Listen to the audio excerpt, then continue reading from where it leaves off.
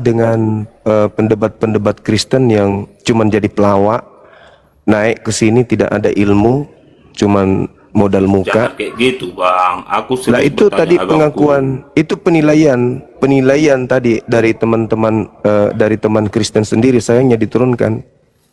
Beliau itu sudah jujur Gini, sekali. Bang, saya belajar sama abang supaya aku Karena bisa beliau mau memahami melihat jalan yang wakilnya benar, gitu loh. adalah sebuah kebanggaan ketika wakilnya dari Kristen mampu memuaskan pertanyaan-pertanyaan dari Islam, begitu juga sebaliknya. Tapi ternyata dia merasa kecewa karena dari pihaknya tidak ada yang bisa menjawab. Kayak Anda kan ditanya, Yesus asli berkata, Ya, waspadalah kepada penyesat yang datang kepadamu memakai namaku dan berkata akulah Kristus. Anda bolak-balik bertanya, siapa nama penyesat itu? Jelas-jelas namanya adalah Yesus Kristus. Siapa nama aslinya? Ya tidak disebutkan. Halo, kita ini kan Silakan kita Bang, kan silakan. orang yang punya pemikiran yang waras, Kang. Kita kan bukan orang gila. Kita kan bukan orang gila. Jadi berdiskusilah yang baik. Artinya kalau memang itu kebenaran, kita ambil. Intinya apa gunanya kita berbohong di sini? Kalau kita hanya berbohong, untuk apa kita masuk ke dalam diskusi? Kita kan sini cari ilmu dan cari kebenaran. iya, Bang. Minta maaf, Bang. Gitu maksud saya, Kristen. Saya sama dengan kau juga prosesan sama-sama kita dua. Cuma maksud saya jangan sampai Kristen-Kristen yang lain kesian dengar mereka kecewa juga. Cukup saya saja yang kecewa. Karena 1 tahun lebih saya ikut ini diskusi-diskusi ini, selalu Kristen ini menghujat. Apa yang kita ambil ilmu di situ? Hanya hujatan saja. Sementara dari Islam saja kita tidak malu kah? Banyak pengajaran yang dia ajarkan yang baik, disuruh buktikan dengan kitab kita. Apakah tidak puas kita? Itu kita lebih bersyukur itu. Kita pertahankan saja agama kita, akidah kita, silakan. Mereka juga kan tidak memaksakan kita untuk masuk Islam. Mereka tidak ada paksa. Cuma kita ini yang gila. Bang Edis itu apa yang kita mau ambil sama Bang Edis itu? Goblok satu badan itu. Tidak ada. Elia Miron, Abu Nawas semua itu. Tidak ada itu. Tidak ada ilmu itu. Iya, Bang. Saya ini orang awam, Bang. Banyak pendeta-pendeta cerdas. Tapi ketika dia kalah, dia putar-putar lagi. Padahal sudah semata ayat itu benar. Kita Itulah, Bang, mereka makanya aku tuduhkan mau itu belajar ayat sama kitab Abang kita. Iya, kitab kita. Itu yang anehnya. Mereka kan buka Alkitab mereka, Al-Quran kan? Tidak. Ini Alkitab kita. Itu yang aneh. Kenapa kita sampai sekarang belum pernah ada artinya titik kemenangan yang kita tempuh dari Islam ini? Ya. Nah, cukup kita dua saja yang dengar ini. Mudah-mudahan tidak ada. Itulah aku mau belajar sama Abang Juma karena Iya, Abang kita Juma di sini ini kan bersyukur orang ada yang cerdas, dari Bang. bukan kita selalu menghujat, tapi artinya kalau memang di Islam ada kebenaran, kalau kita masih tetap bertahan di Kristen ya Aku pertahanlah. minta maaf dulu, Bang. Di mana aku tadi begitu. menghujat Abang bilang? Iya, artinya setelah dipertanyakan, abang artinya jangan ketawa karena saya ini serius mendengar, Bang. Artinya saya senang saudara saya naik di sini. Artinya dengan Ya, tapi cara-cara Abang bilang baik. aku menghujat. Coba Abang jelaskan dulu di mana saya Jadi menghujat. begini, abang tidak menghujat, abang tidak, cuma caranya Lalu abang kenapa itu saya disebut jangan menghujat? jangan lu langsung ketawa begini abang. Saya mengerti itu, artinya abang itu seperti menyudutkan Abang Juma. Coba para penonton ini mungkin ada yang lihat itu. Seperti saya bukan orang bodoh, Bang. Saya ini orang waras. Jadi begini, Bang, kita dua jangan bertengkar di sini. Artinya kalau mau belajar, kita sama-sama belajar lah. Mungkin artinya isilah kekuranganku dengan kelebihanmu, Bang. Nah, apa salahnya kita belajar dari biar agama memang Yahudi mau Hindu, kalau itu memang kebenaran yang masuk akal kita ya, apa salahnya kita pelajari. Justru Kita itulah, kan tidak Bang, bersyukur karena kalau saya memang kalau sama Abang Juma itu ada kebenaran, kenapa kita mau ingkar. Kita ini abang, kita hidup ini tidak selamanya. Kita ini semua gini, pulang Bang, semua, karena mati Abang semua Juma kita ini. ini cerdas. Gitu. Saya belajar. Jadi sama pertanyaan agama begini, supaya pertanyaan hati yang saya abang terbuka, yang Bang gitu, Juma Bang. pertanyakan ini begini, menyangkut yang itu saya pertanyaan, tapi kan putar-putar tidak ada. Sementara saya bodoh ini saya paham ini pertanyaan ini, saya juga paham karena ini sudah 1 tahun lebih nih Bang Juma ajarkan terus ini. Saya ikutin ya Bang Juma punya anu ini. Saya sudah, artinya juga saya sedikit juga buka kitab. Jadi Yesus yang asli secara yang pikiran kita yang waras, Yesus Tuhan kita yang sebenarnya Tuhan Yesus itu tidak ada itu. Artinya yang jelas ini, yang secara yang waras ini, Pak. Saya tetap Kristen ini. Nah, tapi kebenaran itu benar itu. Karena Alkitab yang ngomong itu bukan Abang Juma itu. Itu Tuhan Yesus yang kita bilang Tuhan, dia diangkat. Bahwa itu yang nama siapa itu, Yudas itu. Yudas itu yang kena suap itu mungkin yang disalib itu mungkin yang disalib itu dia. Jadi kita ini salah menyangka. Sementara pada pendeta juga goblok, diam. Ya. Ada juga itu yang bilang sama saya botol kemarin itu, perlasatannya baik-baik. Dari Islam saja penjelasannya jelas, mereka sopan. Ya, itu poin aja Bang. Lanjut kita diskusi karena Abang Juma udah jenuh lihat. Iya, Abang saja yang lanjut. Kebetulan juga saya hanya mendengar. Silakan Abang Juma, terima kasih banyak. Turunkan saja saya. Terima kasih Bang, makasih. Ya Bang. Siap. Ya, minta maaf ya Bang ya. Siap. Abang Juma, terima kasih banyak Bang Juma ya. Siap. Atas pencerahannya. Terima kasih Bang Ponamon. Turunkan saja saya. Siap. Minta maaf Abangku ya, saudaraku Kristen. Ya. Sehat selalu Bang ya. Baik-baik, kita cari ilmu ini, belajar. Oke. Sip. Makasih Bang, saya turunkan. Malam. Iya, dari tadi Abang Juma dengarin jadi ceramah kawan ini. Aku mau mau diskusi iman, nggak dikasih kesempatan, makanya maaf dulu Bang, langsung saya ambil poinnya. Karena Abang kuliah tadi udah jenuh Bang. Kan Bang Juma. Iya, lanjut.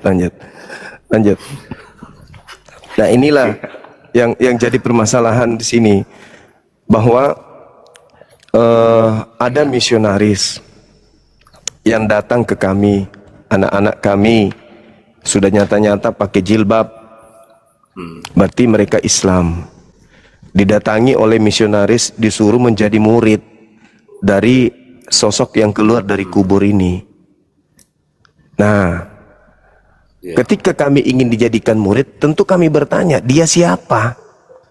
Karena kalau yang bernama Yesus yang datang kemudian, kok jadi bertentangan ajarannya dengan yang pertama. Yesus yang pertama sebelum ada penyaliban mengatakan di dalam Matius 15:24, aku diutus hanya kepada domba yang sesat dari umat Israel. Terus di dalam Matius 10 nomor 5 nomor 6, Yesus berpesan kepada ke-12 muridnya agar jangan ke bangsa lain, tetapi pergilah kepada domba yang sesat dari umat Israel. Itu ajaran Yesus pertama. Tapi kenapa giliran ada yang keluar dari kubur mengaku Yesus Kristus, memerintahkan orang untuk ke seluruh bangsa, jadikan orang di luar Israel menjadi pengikutnya. Ini siapa? Kok berbeda dengan Yesus yang tadi aku diutus hanya kepada domba yang sesat dari umat Israel? Kenapa bisa berbeda? Yang tadi untuk Israel, ini kok seluruh bangsa? Silakan. Ya, aku tidak bisa selengkap itu dijelaskan, tapi yang paham aku sampaikan gitu ya Bang. Iya. Gak apa-apa ya. Silakan. Menurut perkataan Abang yang keluar dari kubur itu, oke lah. Kalau Abang bilang bukan Yesus, tapi kecuali yang bangkit, gitu kan? Iya. Berarti yang keluar itu salah. Yang bangkit itu nah Bang, Tuhan Yesus. Ya kan yang keluar ini yang bangkit. Yang keluar dari kubur inilah yang bangkit dari kematian. Tadi aku tanya abangnya, yang keluar kan berarti beda sama yang bangkit. Iya kata abang. Ya maksudnya dia bangkit dulu, habis itu dia bangkit, dia keluar dari kubur. Tidak mungkin dia keluar tanpa bangkit. Jadi aku juga yang bingung ya, karena udah beda sekarang yang bangkit sama yang keluar gitu. Sekarang kalau Yesus bangkit dari kubur bang, dia nggak keluar, cuman bangkit doang, nggak Iya, keluar dari bangkit. kubur. Ah, yang bangkit, Iya, apakah dia keluar dari kubur atau tidak? Dia bangkit sendiri dengan kuasanya, setahu saya. Terus dia keluar nggak dari kubur? Ya namanya bangkit, berarti kalau sudah bangkit, bukan ada lagi kata keluar. Bangkit itu bang, bangkit berarti keluar. Dia kan, ini kan kuburan, ini kan dia gini, dia bangkit berarti teng, ini bangkit. Keluar dia dari sini, jalanlah dia keluar bang. Kalau dia bangkit tek tek begini, dia tetap aja keluar. Atau dia salto-salto roll keluar, tetap aja keluar. Tapi Atau tadi dia aku tanya sama abang, keluar beda dengan bangkit. Sekarang sudah sama. maksudnya? Tadi aku tanya sama abang, keluar sama yang bangkit beda itu kan bang? Iya kata abang. Giliran ku jelaskan, sekarang abang bilang sama itu kata abang. Jadi aku bingung. Bangkit sama yang keluar. Jadi mana yang betul menurut abang ini? Ya, itu menurut aku yang bangkit lah bang, karena yang keluar itu kan Tidak bangkit. ibaratnya ya tidak bangkit kalau yang keluar itu. Oh, berarti dia bisa jalan keluar tanpa bangkit dari kematian gitu. Yang namanya sudah bangkit, punya ilahi, punya kuasa, itu tidak keluar langsung bangkit, dia langsung nampak dia gitu bang. Karena Tidak aku keluar, tidak- tidak keluar karena dari kubur, ilahnya. tidak keluar dari kuburan. Kalau masalah keluar aku tidak tahu Pak, karena abang bilang tadi bahasa keluar sama yang bangkit beda. Jadi aku bingung bang. Di mana ya saya katakan beda ya? Saya juga jadi lupa jadinya bang. Saya jadi gimana ya? Nanti abang dimarahi lagi kita dengan abang yang tadi. Kalau dia masih nyimak di bawah, dimarahi juga ya kita nanti. Tadi abang bilang kata keluar dengan bangkit beda. Kok beda? Berarti Memang kata bangkit dengan keluar beda, tapi itu adalah dua proses yang berkaitan. Tidak mungkin dia keluar tanpa bangkit dulu. Kalau dia keluar tanpa bangkit, itu apa namanya? Mayat hidup.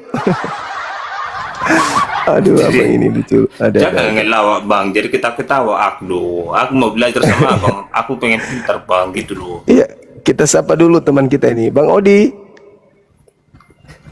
Halo ya bang. Sudah bangkit dari tidur? Dari Kita sekte- bangun bang, bukan bangkit. Oh, bangun. Apa bang? Iya, halo. Dari Katolik, Protestan? Pesan bang. Protestan. Iya. Jadi gini ya bangku, mungkin abang sudah ngikutin dari tadi. Ini kan ada amanat agung di Kristen. Ada yang keluar dari kuburan, yang konon bangkit dari kematian, meminta seluruh manusia menjadi muridnya gitu. Nah, setelah kemudian kami Silakan ada. menjadi sasaran, ketika kami menjadi sasaran untuk dijadikan murid, kami boleh dong bertanya, siapa sih dia ini yang mau menjadikan kami muridnya, yang keluar dari kubur ini? Yesus Kristus lah bang. Iya, dia itu siapa gitu maksudku bang? Itu adalah Yesus Kristus itu adalah anak dari Bunda Maria yang dilahirkan Maria. Iya. Itulah yang disalibkan itu naik ke surga setelah dia mati, naik ke surga gitu loh. Pada hari yang ketiga gitu. Berarti nggak lagi 40 hari ngajar. Maksudnya? Setelah kematian kan ada informasi dia keliling dulu 40 hari. Ya kan dia naik dulu ke surga bang, naik ke surga dia, maka diturunkanlah Roh Kudus ataupun malaikat mengatakan bahwa dia sudah bangkit pertama ke si Maria gitu, yang pada saat dia berkunjung ke kuburan gitu. Iya, berarti yang keluar dari kubur ini anaknya Maria. Ya, iyalah Yesus Kristus kan anaknya Maria. anaknya Maria yang keluar dari kubur. Berarti dia manusia, Bang ya? Oh iya, murni loh manusia. Tapi Tadi ketika dilahirkan, kan? iya, tapi ketika dia di tengah-tengah Bani Israel, dia mengatakan, aku diutus hanya kepada domba yang sesat dari umat Israel. Kok bisa berubah setelah keluar dari kubur? Iya, artinya domba yang sesat itu, Bang. Artinya aku diutus kepada domba yang sesat itu. Kepada domba sesat itu orang yang berdosa, Bang. Jadi Yesus itu diutus bagi orang yang berdosa, karena di ajaran kami, akulah jalan kebenaran. Tidak ada sampai kepada Bapa kalau tidak melalui aku. Gitu. Kalau itu sih setahu saya ajaran Yesus kepada muridnya Bani Israel, bukan kepada semua manusia. Iya, namanya kan dia kan untuk menyelamatkan domba-domba yang tersesat gitu loh, Bang. Makanya kan kalau di ajaran kami itu bukan dibilang di situ hanya Israel, enggak. Akulah jalan dan kebenaran. Tidak ada sampai kepada Bapa kalau tidak melalui aku. Bukan dibuat di situ. Tidak ada sampai orang Israel kalau tidak melalui aku. Enggak. Makanya dikatakan domba yang tersesat gitu. Tapi domba itu kan cuman Bani Israel, Bang. Itu gelar untuk Bani Yakub, keturunan Yakub.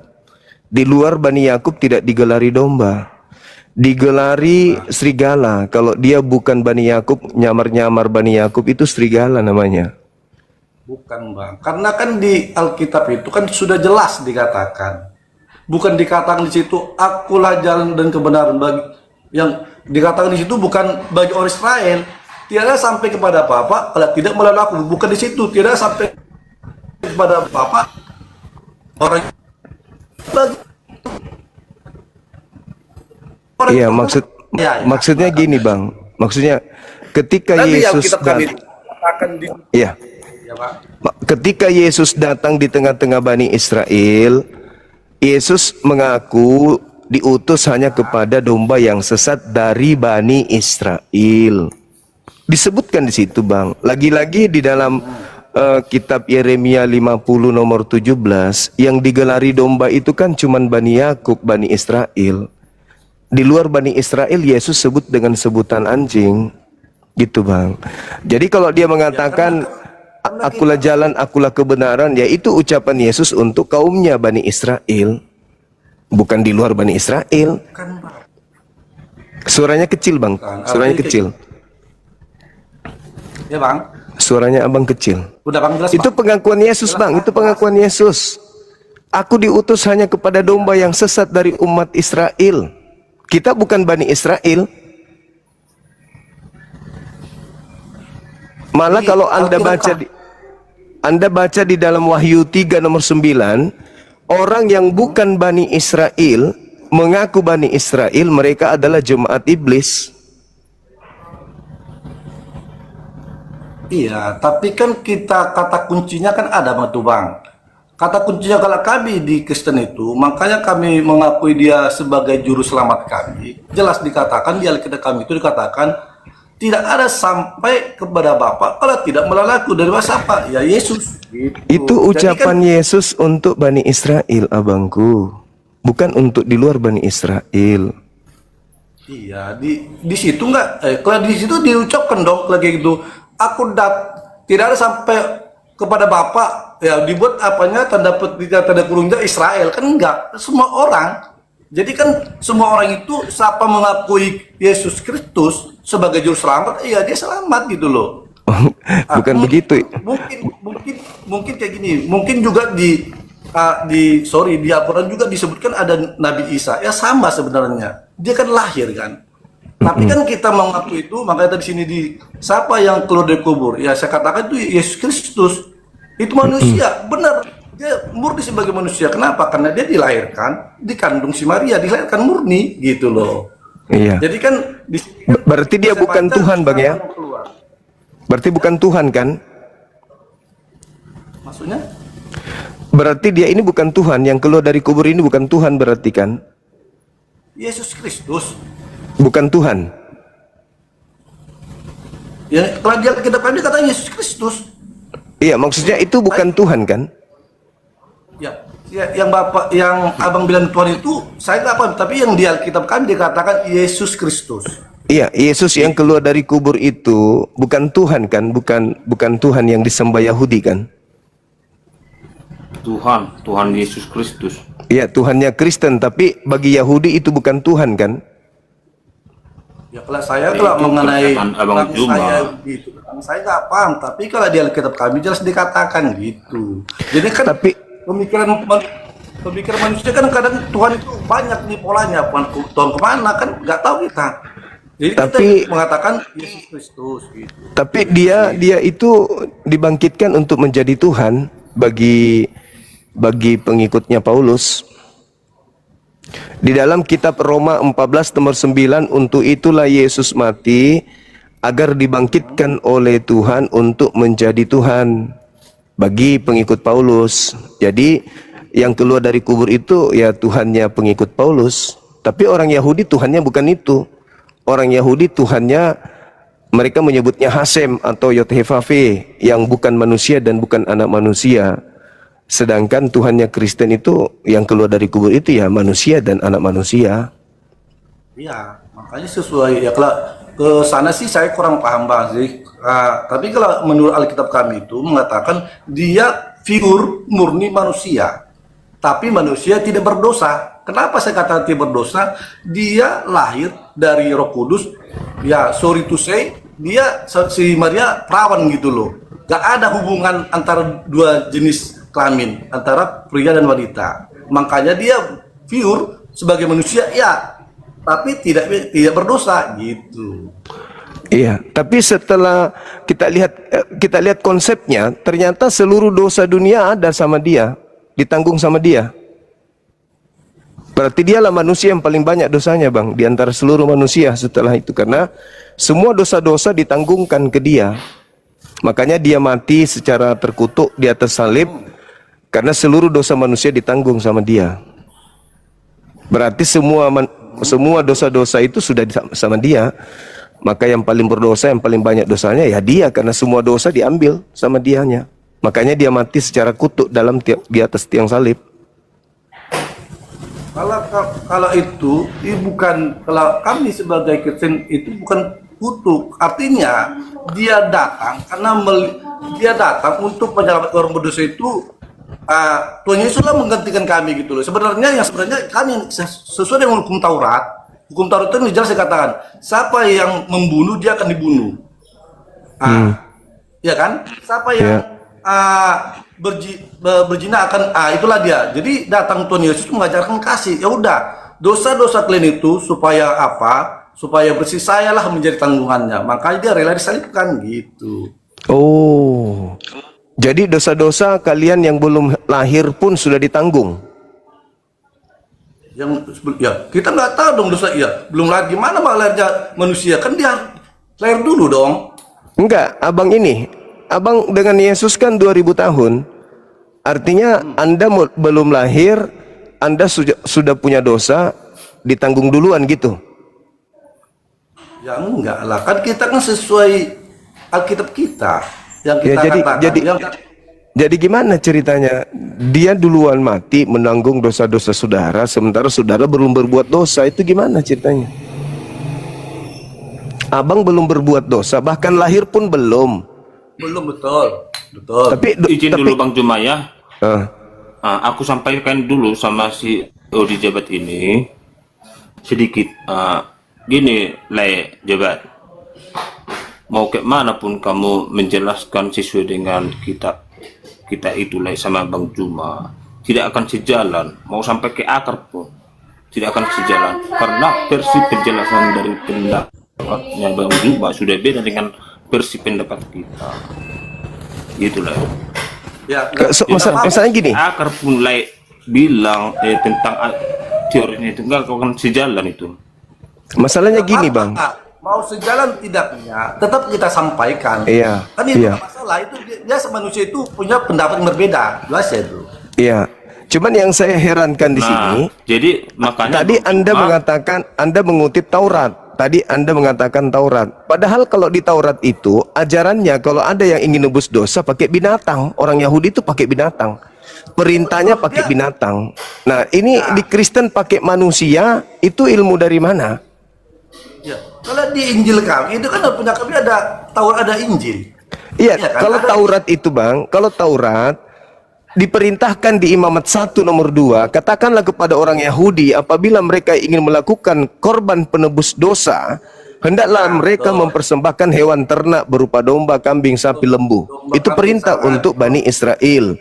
Nah, sekarang orang Kristen menebus dosa pakai manusia itu ilmu dari mana? Ilmu dari Tiongkok, Bang. Oh, dari Tiongkok. Iya. Terus. Enggak, kita pun udah jelas dibuat di situ. Di mana itu, Bang? Dosa ditebus menggunakan manusia itu di mana tertulis? Kan udah saya Cerita katakan. Tiongkok, Bang.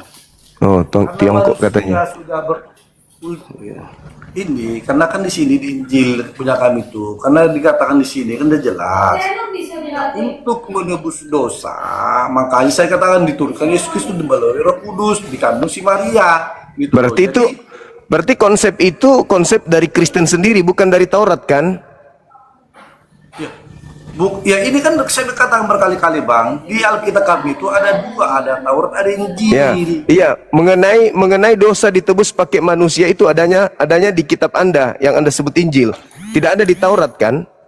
Di Taurat memang pas yang Nabi bilang itu, dia kalau apabila dia berdosa manusia itu ya pas tadi disembelih hewan kan? Nah, betul. Terus kemudian yang mengorbankan manusia itu dari mana ajarannya?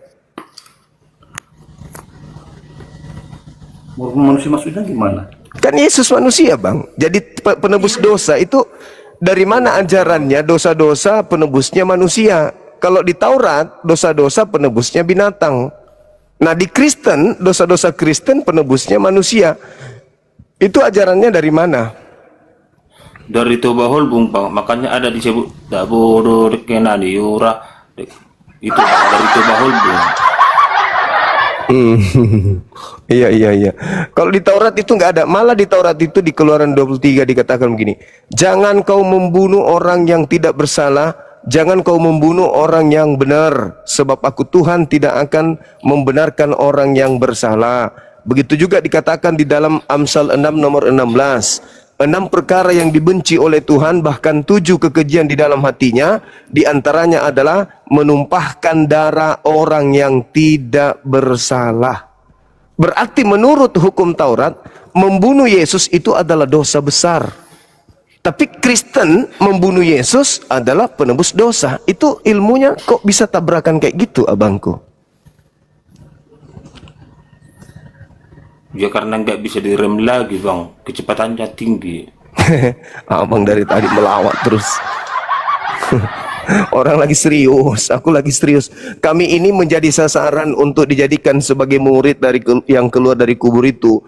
Tapi mata rantai untuk sampai kepada ajaran Nabi Musa yang disebut Taurat itu tidak nyampe ke sana. Contoh misalnya di dalam kitab Taurat dikatakan Tuhan tidak pernah dibentuk menjadi apapun. Yesaya 43 nomor 10. Tuhan maha menghidupkan dan maha mematikan. Yesaya Ulangan 32:39.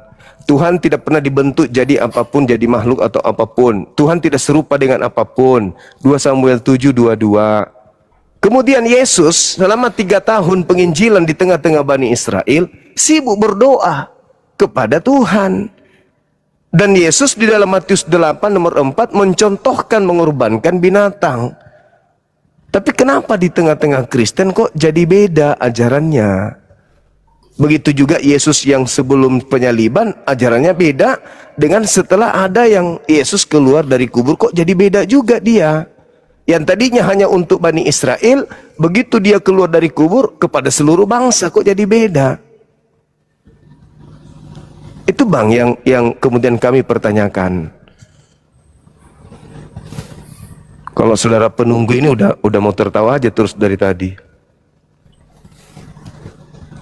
Dan kalau kami lihat di dalam Ulangan di Imamat 18 nomor 21, di situ Tuhan mengatakan bahwa janganlah kau mempersembahkan anak manusia kepada dewa Molok. Berarti yang minta persembahan manusia ya dewa Molok. Kalau Tuhan pencipta langit dan bumi yang diperkenalkan Musa dan Yesus, ya tidak ada minta persembahan darah manusia, itu nggak ada. Tapi bertahun kemudian setelah Yesus sudah tak ada, penyaliban kok berubah menjadi ajaran penebusan dosa yang tadinya penyaliban itu adalah hukuman. Hukuman bagi orang yang melakukan dosa yang sepadan dengan hukuman mati. Tidak ada orang Yahudi menebus dosa dengan menyalibkan kambing, menyalibkan sapi, menyalibkan, apalagi menyalibkan manusia. Itu nggak ada. Tapi kenapa di meja gereja tragedi yang terjadi antara Yesus dengan orang Yahudi berubah menjadi satu konsep agama penebusan dosa? Itu yang kami herankan gitu.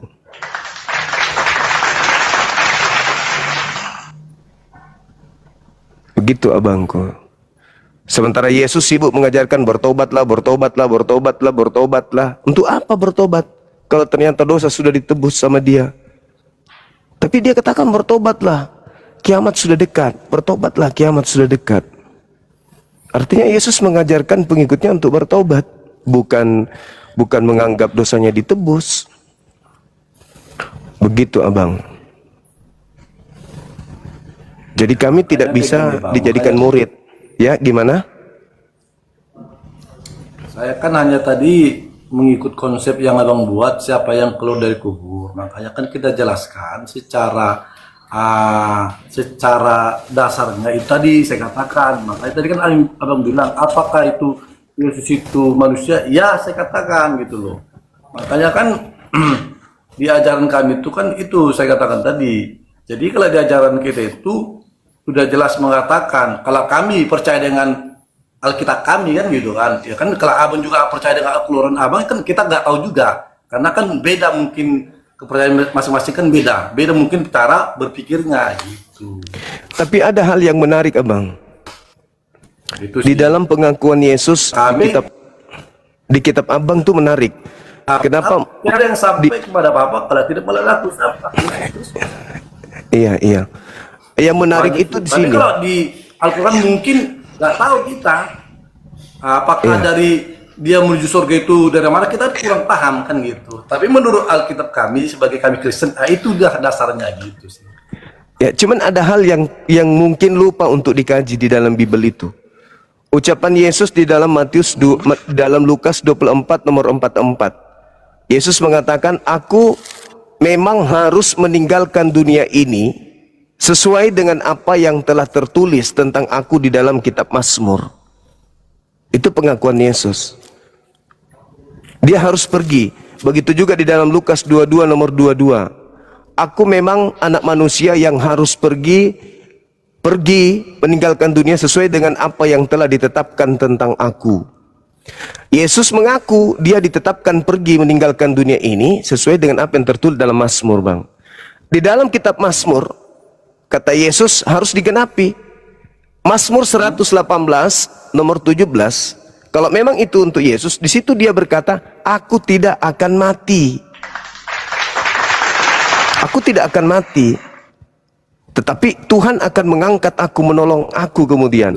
Begitu juga khotbah Petrus, Bang, di Kisah Para Rasul 2 nomor 29 sampai nomor 33. Di situ juga dikatakan Yesus tidak ditinggal di dunia orang mati di alam kubur dan jasadnya tidak mengalami kematian.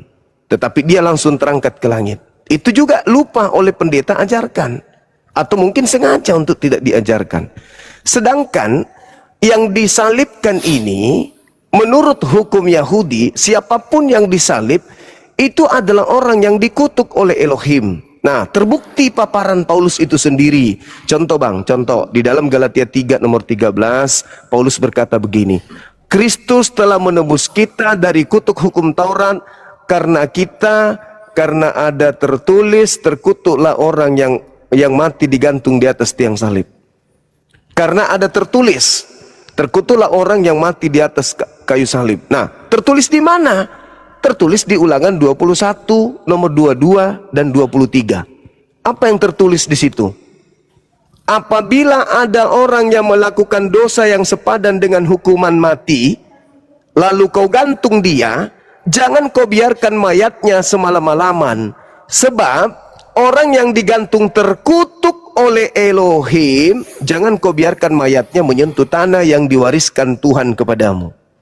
Berarti yang disalib pada saat itu adalah orang yang melakukan dosa yang sepadan dengan hukuman mati. Dan orang ini adalah orang yang dikutuk oleh Elohim. Pertanyaannya, Dosa apa yang dilakukan Yesus sampai dia harus dikutuk oleh Elohim? Sementara nggak ada dosa Yesus itu. Berarti yang disalib ini Memang siapa? nggak ada dosa Yesus. Ya, lalu yang disalib ini siapa kalau begitu?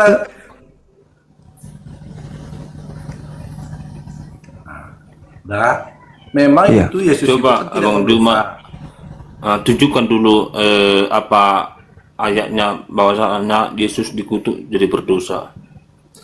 Galatia 3 nomor 13. Ya tunjukkan Paulus Bang, yang secara mengatakan langsung di itu. sini. Paulusnya yang Ya, berkata, tunjukkan dulu ayatnya. Kristus telah menebus kita dari kutuk hukum Taurat karena kita, dengan jalan kutuk karena kita. Sebab ada tertulis, terkutuklah orang yang digantung di atas tiang salib. Nah, siapa yang digantung di atas tiang salib? Yesus. Orang yang digantung, yang dikutuk oleh Elohim. Di mana jalannya Yesus orang benar ini dikutuk oleh Elohim? Gak ada jalannya. Maka berlakulah apa yang dikatakan Yesus.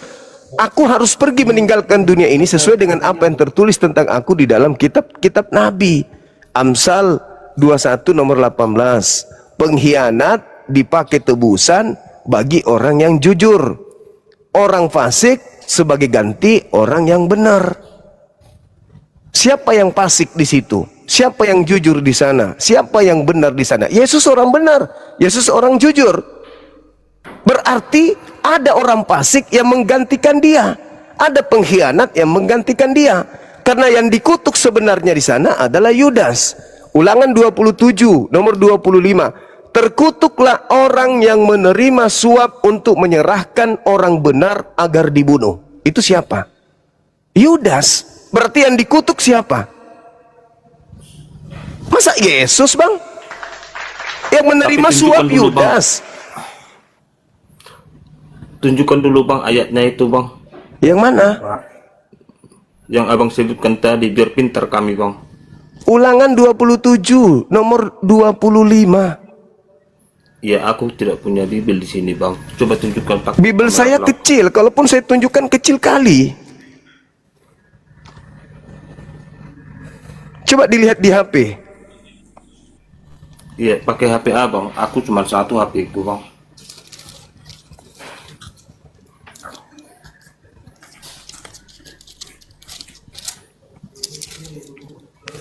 Ulangan 27 nomor 26 25.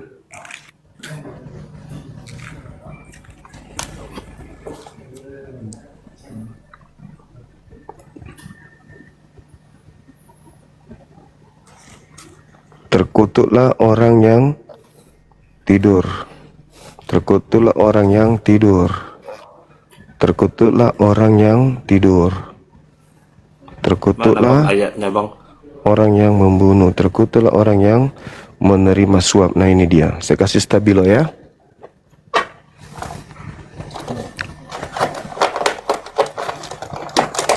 Jadi di antara kedua orang tersebut, antara Yudas dengan Yesus, yang pantas disalib ya Yudas, karena dia yang makan suap.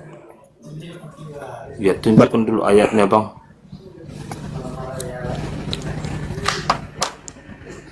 Kecil sekali ya bangku, kecil. Nih saya sudah stabilo nih. Ulangan 20, ulangan 27 nomor 25. Buka di HP.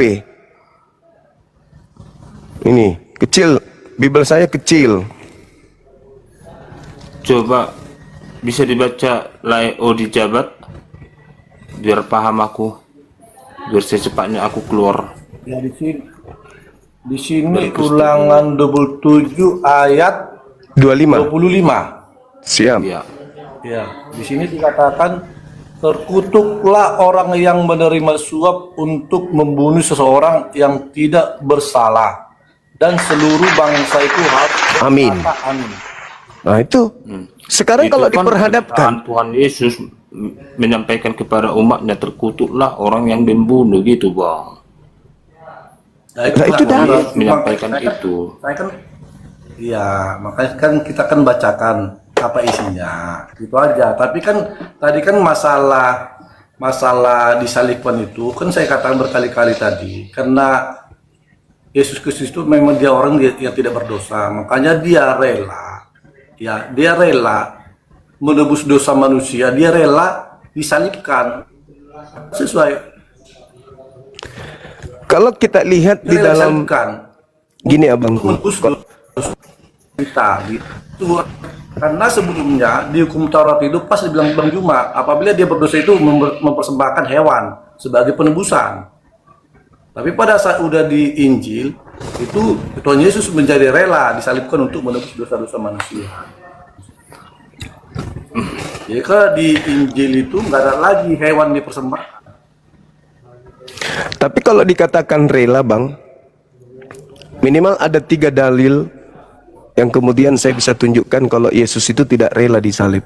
Yang pertama, ketika dia mengajar di bait suci, ketika dia sedang berdoa dengan teman-temannya di Efram, gurun Efram, datanglah kemudian tentara Romawi bersama dengan imam-imam kepala dan pengawal-pengawal mahkamah agama. Didata Lukas 22 nomor 52-53. Apa kata Yesus di sana? Sang kamu aku ini penyamun sampai kamu datang membawa pedang dan juga pentungan. Padahal setiap hari kau melihat aku di bait suci mengajar, tapi kamu tidak menangkap aku. Tetapi waktumu memang sudah saat sekarang dan waktunya kuasa kegelapan. Artinya upaya menangkap Yesus itu adalah upaya dari kuasa kegelapan. Itu yang pertama. Di dalam Yohanes 8:37 sampai 44. Jikalau engkau anak-anak Abraham, kenapa kamu ingin membunuh aku? Itu karena kamu tidak memperoleh firman-Ku di dalam diri kalian, sehingga kamu ingin membunuh aku. Iblislah yang menjadi bapakmu, dan kamu mau melakukan keinginan-keinginan bapakmu. Artinya Yesus berkata orang-orang yang ingin membunuh dia itu adalah anak-anak iblis. Anak-anak iblis. Jadi tidak ada alasan kemudian dia itu rela untuk disalib, tidak ada. Malah dia berdoa semalam-malaman di Bukit Getsemani itu, sampai malaikat turun memberikan kekuatan kepadanya hingga keringatnya bercucuran seperti titik darah. Nah, yang terakhir kemudian ketika dikatakan ikhlas, lantas kenapa Yesusnya kalau dikatakan ikhlas disalib mengatakan kemudian bahwa angkatan jahat ini minta satu tanda dan tidak diberikan satu tanda apapun selain tanda Yunus. Angkatan jahat diberi tanda Yunus. Apa itu? Kebangkitan pada hari ketiga. Itu adalah tanda untuk angkatan jahat. Lalu ketika Yesus ingin ditangkap di dalam Yohanes 11 nomor 45 sampai nomor 57 dikatakan imam-imam kepala ingin membunuh Yesus karena mereka takut bangsanya dirampas oleh orang Roma. Maka hari itu juga mereka bernubuat Yesus harus mati untuk bangsa mereka. Maka di data nomor 53, maka mulai hari itu mereka sepakat membunuh Yesus. 54-nya setelah itu Yesus tidak lagi menampakkan diri di tengah-tengah mereka, melainkan Yesus kemudian pergi di sebuah padang gurun bernama Efram bersama dengan murid-muridnya. Tidak menampakkan diri lagi karena dia tidak ikhlas. Dia tidak mau dibunuh. Aku ambil poinnya bang. Terakhir pertanyaan aku bang, biar selesai aku ini ya, karena aku ini salah satunya komal abang yang lama menunggu dari tadi. Satu lagi pertanyaan aku terakhir bang ya. Jika memang agamaku ini agama sesat, aku minta kebenaran sama abang itu, bahwasannya abang menyatakan itu agama abang itu yang benar. Coba abang sebutkan di dalam Quran abang di mana aku izin dulu ya bang ya. Menyatakan ya bang Odi, jalan kebenaran makasih, bang. dan terang. Dan di mana Nabi Muhammad membuktikan mujizatnya menyembuhkan orang buta, orang sakit gitu bang. Setelah bisa abang tunjukkan itu, pertanyaanku itu, saya akan masuk ke iman abang. Itu aja pertanyaan. Tunjukkan dengan secara jelas melalui Al-Quran, Bang. Oke. Al-Quran surah Ali Imran ayat 31. Bismillahirrahmanirrahim. Qul in kuntum tuhibbunallah fattabi'uni yuhibbukumullah wa yaghfir lakum dzunubakum wallahu ghafurur rahim. Di situ dikatakan, katakanlah kepada seluruh umat manusia, jika engkau ingin dosa-dosamu seluruhnya dihapuskan oleh pencipta langit dan bumi, dan ingin dirimu disayangi oleh Dia, maka ikutlah kepada baginda Rasulullah Muhammad sallallahu alaihi wasallam. Yang pertama. Yang kedua, orang-orang Israel ahli kitab dikatakan di dalam Al-Quran surah Al-Ma'idah ayat 15 dan ayat 16. Ya ahlal kitab, qad ja'akum rasuluna yubayyinu lakum katsiran mimma kuntum tukhfuna minal kitab wa ya'funa min katsir wa ya'funa an katsir wa ya'fu an katsir. Telah datang kepadamu kata Allah penjelasan yang menjelaskan, yaitu Al-Quranul Karim. Maka Allah mengatakan, qad ja'akum minallah nur wa kitabum mubin. Maka telah datang kepadamu cahaya, yaitu Nabi Muhammad, dan Al-Quran yang menjelaskan. Yahdi bihillah manittaba ridwanahu subulas salam. Maka ikutlah kepada petunjuk Al-Quran melalui Nabi Muhammad untuk menuju kepada jalan keselamatan. Apa mukjizatnya? Yang terakhir, apa mukjizatnya baginda Rasulullah Muhammad SAW? Kalau kita lihat mukjizat-mukjizatnya yang dipertontonkan di tengah-tengah kaumnya bangsa Arab, itu yang masih bisa dirasakan hari ini adalah Al-Quranul Karim. Dan setiap nabi itu memiliki mukjizat masing-masing. Musa membelah lautan. Yesus membangkitkan orang mati. Apakah itu masih bisa kita lihat? Atau itu hanya tinggal kenangan? Tinggal kenangan. Yang dibutuhkan sekarang ini apa? Kalau belah lautan sudah bisa, ada pancang, orang sudah bisa, kemudian lautan jadi daratan sudah bisa. Kalau menyembuhkan orang, sudah banyak orang yang disembuhkan kemudian. Kalau membangkitkan orang mati, ya banyak orang penyakit jantung, jantungnya kemudian dipotong, disambung pakai cincin, masih belum mati dia, masih hidup sampai sekarang. Lalu apa yang dibutuhkan alam semesta hari ini? Hukum-hukum. Hukum-hukum apa? Al-Quran, pembimbing dalam hidup. Bimbingan dalam hidup, yaitu Al-Quran. Satu-satunya mukjizat yang masih ada di antara seluruh nabi, hanya Al-Quranul Karim. Ini titipan Nabi Muhammad yang bisa dilihat dan dirasakan oleh seluruh manusia. Kalau Yesus apa titipannya? Nggak ada. Musa titipannya apa? Nggak ada. Jadi mukjizat satu-satunya masih ada di atas muka bumi ini, ya Al-Quran. Nggak ada yang lain. Lalu kenapa banyak orang-orang Muslim, Bang, minta pertolongan doa kesembuhan kepada orang Kristen selama ini yang muncul di media sosial, Bang? Sementara orang Kristen tidak pernah minta kesembuhan kepada melalui nama Muhammad atau melalui nama ustaz atau haji. Oke. Itu jelaskan dulu, Bang. Baik. Orang Islam yang minta kesembuhan dari orang Kristen berarti dia tidak pernah belajar Bible. Pertama, Yesus sendiri mengatakan, pada hari terakhir nanti banyak orang berseru kepadaku, Tuhan, Tuhan, bukankah kami bernubuat pakai namamu, bermukjizat pakai namamu, mengusir setan pakai namamu? Pada hari terakhir nanti, pada saat itulah aku Yesus akan berterus terang kepada mereka, enyahlah daripadaku, kalian semua adalah pembuat kejahatan, aku tidak mengenal kalian. Jangankan kepada orang Kristen, Bang. Banyak orang yang datang ke kuburan, banyak orang datang ke pohon, ke batu-batu besar, minta kesembuhan. Banyak. Itu adalah orang yang kurang iman, kurang percaya. Kalau orang yang imannya bagus, ada orang bisa sembuh dengan air wudhu, ada orang bisa sembuh hanya dengan mengatakan bismillah, ada orang bisa sembuh hanya dengan bersalawat kepada Rasulullah. Cuman mereka nggak percaya, mereka nggak yakin. Begitu ada penyembuhan-penyembuhan, tertarik. Kenapa tertarik? karena mungkin sakitnya sudah terlalu parah sampai dia pergi kemudian ke orang-orang yang ya mungkin agamanya Kristen yang kebetulan bisa bermujizat seperti Andi Simon, siapa lagi, Rusuli Lubis. Tapi ingat, kata Yesus, mereka semua ini akan diusir oleh Yesus, dan Yesus berkata dalam Matius 7 nomor 21, 22, 23, enyahlah daripadaku, kalian semua adalah pembuat kejahatan. Dan juga Yesus mengatakan Kristus palsu itu mampu bermujizat. Waspadalah kepada Kristus palsu dan nabi-nabi palsu. Dia akan datang melakukan banyak tanda-tanda yang dahsyat dan mujizat-mujizat, sekiranya mungkin menyesatkan banyak orang, menyesatkan orang-orang pilihan juga. Jadi kalau dikatakan karena dia mengobati lantas agamanya benar, tidak.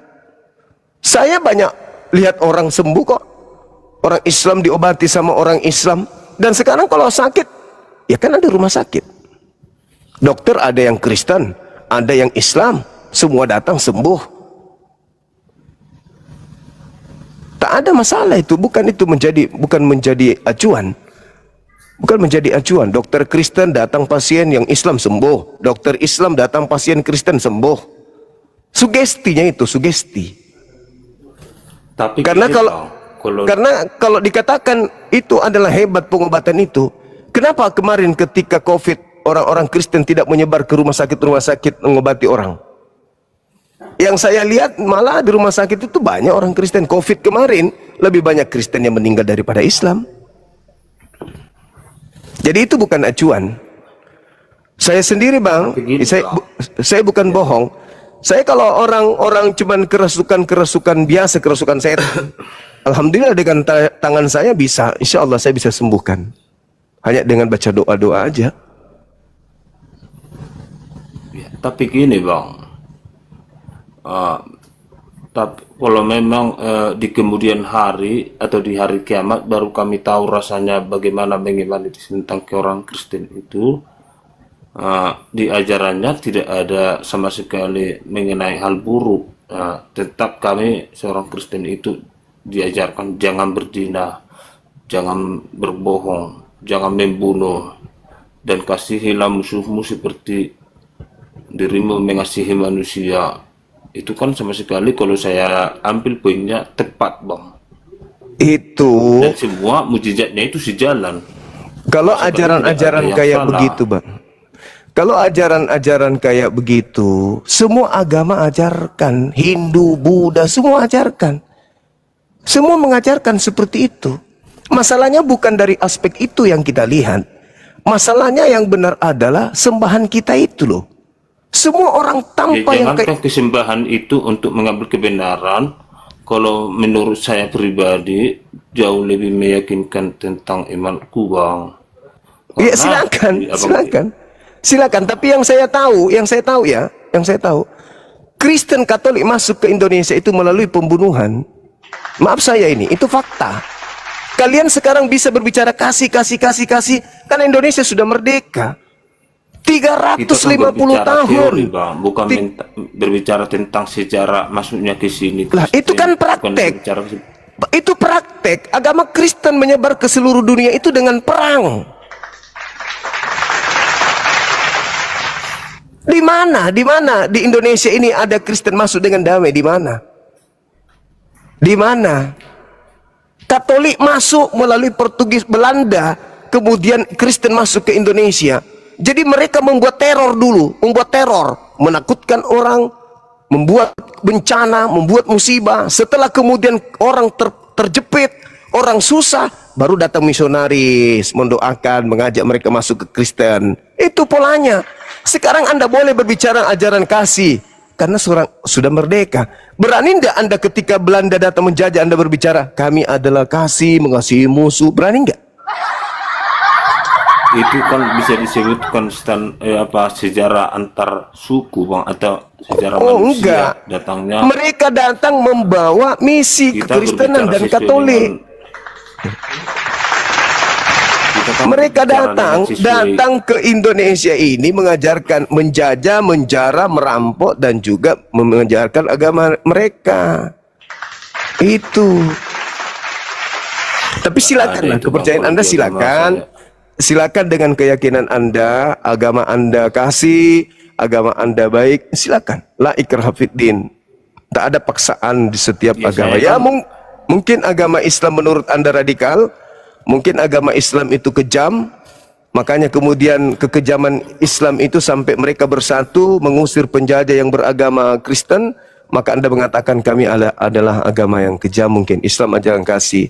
Karena yang menjajah masuk ke Indonesia ini adalah tentara-tentara dari Arab, dan yang mengusirnya itu adalah orang-orang Kristen mayoritas. Mungkin karena kalau saya lihat ajaran kasih di Kristen itu yang mana ya? Satu aja. Iya, saya tunjukkan ya Bang. Iya, silakan. Tentang kasih. Iya, silakan. Ketika itu sudah banyak fakta beredar melalui media sosial tentang pembubaran gereja, itu pernah dibalas perbuatannya itu apa tidak Bang? Masjid saya dibakar di Tolikara, Ambon Poso,